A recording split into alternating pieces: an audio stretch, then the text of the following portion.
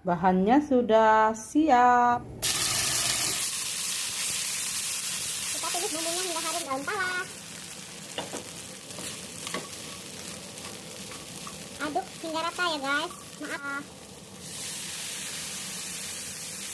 Guys.